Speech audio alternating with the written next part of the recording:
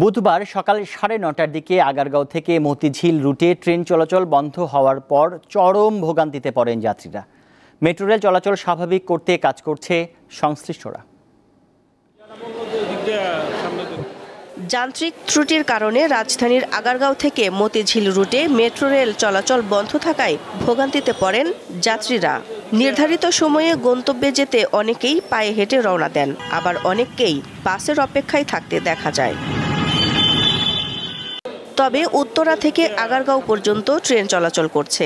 আগারগাঁও স্টেশনে গিয়ে দেখা যায় টিকিট কাউন্টারে যাত্রীদের ভিড়। অনেকেই জানেন না মতিঝিল রুটে মেট্রো চলাচল বন্ধ রয়েছে। মেট্রো বন্ধ হওয়ায় বেশি বিপদে পড়েন কর্মজীবী ও শিক্ষার্থীরা।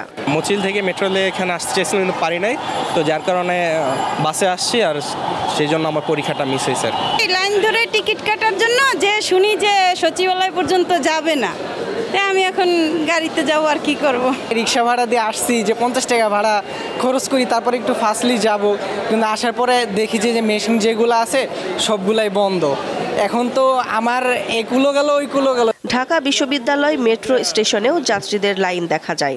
যাত্রীরা জানান অনেকক্ষণ দাঁড়িয়ে থাকার পর জানতে পারেন মেট্রো চলছে না, সময় মতো গন্তব্যে যেতে পারছেন না। কোনো বলতে পারছে না যে কখন খুলবে, তো কি করব এটা বোঝা যাচ্ছে না, যে বাসেই চলে যাব নাকি এখানে ওয়েট করব। এটা একটা অবশ্যই ভোগান্তি।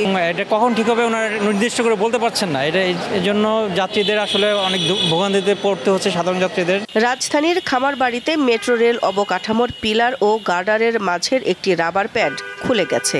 সেজন্য আগারগাঁও থেকে মতিঝিল অংশে মেট্রো রেল চলাচল বন্ধ রাখা হয়েছে বলে জানিয়েছে মেট্রো রেল পরিচালনাকারী কর্তৃপক্ষ Dhaka mass transit company limited. দিলশাদানি, দীপ্ত সংবাদ, ঢাকা।